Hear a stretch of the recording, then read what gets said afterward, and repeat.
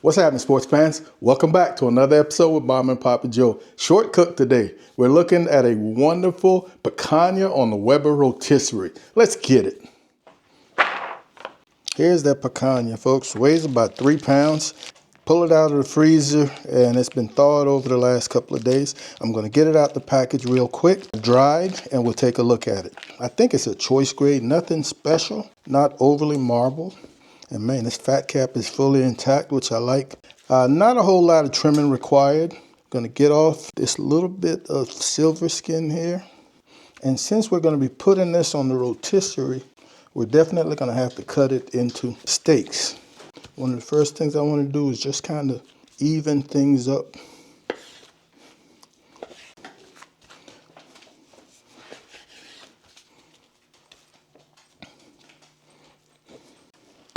And after we cut it into steaks, we're going to even up this fat cap. But I think that's good to start. We're going to be cutting against the grain. And we can definitely see our grains running in this direction. And I probably want maybe a good 1.5 inch size steaks.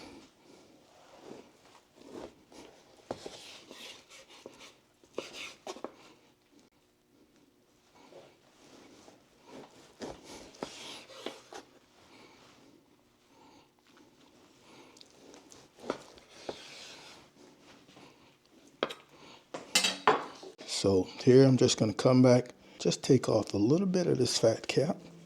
I'm wearing my cut resistant glove under here.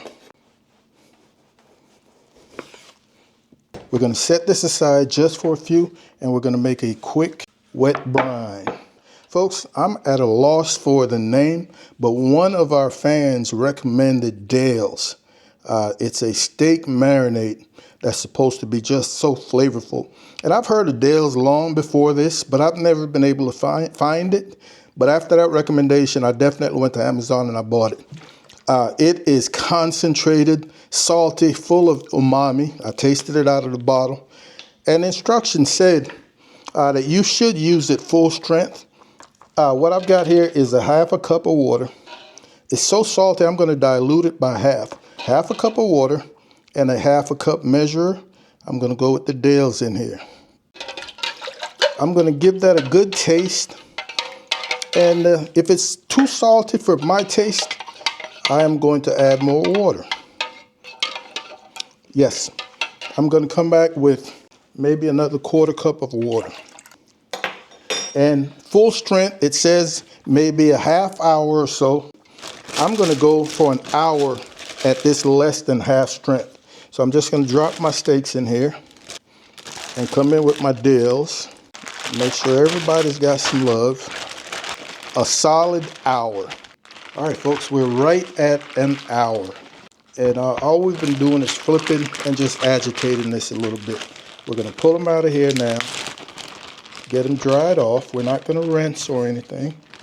So we've got them dried off very well. All we're going to use for seasoning, folks, is some kosher salt. Most difficult part, I think, is going to be trying to get these on the skewer. The idea here, we already cut against the grain, so we shorten the grain. These will go on the skewer in the shape of a C. And when you slice at the end, again, you'll be slicing against the grain. So you'll get a nice little C shape with just shortened fibers. All right, folks, so I'm thinking I'll have the 2 smaller pieces on the inside, larger pieces on the outside. Let's see how this works. So first thing you want to do, of course, is to create a slit for your skewer to pass through. And once again, folks, I've got my cut resistant gloves under here.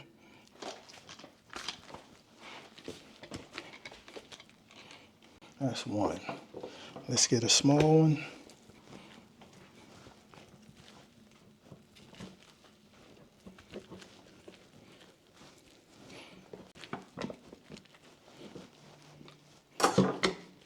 So I'm just going to get rid of some of this moisture. All right, so I've got a line here, folks, that I've marked that center. So that is what I'm looking to do right now, is to just get this centered right there. Boom, that's my center mark. And let's see if we can't lock this in somehow. So now we're just going to come back with plain kosher salt. Remember, this is going to be rotating, so a lot of this salt is going to fall off, especially when we start rendering that fat. Definitely want to get some on that fat cap in between. Let's head outside and get this Weber cranked up.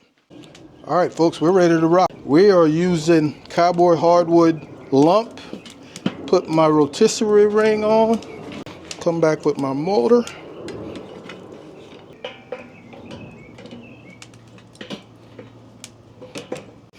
And let's see what we look like. That piece of foil is just there to help with cleanup. All right, I think we're gonna be good. Folks, this is one of those cooks where you're able to stop and slice off if you wanted to. But I think I'm gonna cook this all the way through to about 128, 130, give or take or so. Don't know how long it's gonna take, but we'll find out. All right, folks, we're at a half an hour. Let's give this a quick look-see. Let's turn off this motor. We're getting a little color, but I need to see what temperature we're on. Let's see that fat cap. What does that look like? There's a lot of moisture. I didn't realize. It's getting nice and crispy. Yeah, maybe it's from that marinade. Let's turn off and give this a check. Oh, folks, we are way over. We're talking 145.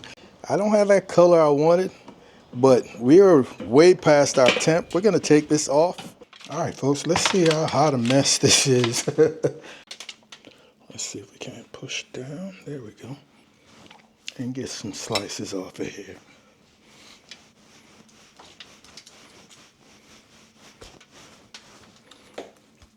Oh yeah. Pretty well overcooked, man. Wow. I don't know how that happened so quickly. But, folks, I'm here to tell you, man, it is so delicious. that marinade, that quickly really got in there. The fat is nice and tasty. Wow, it's delicious. I won't be working in a Brazilian restaurant anytime soon, sports fans. But Mom and I are going to sit down, man, and enjoy this.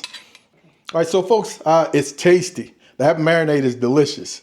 But I don't know if that played a role in the additional moisture that didn't cause me to get that darker color that I was looking for. I definitely want to try this again.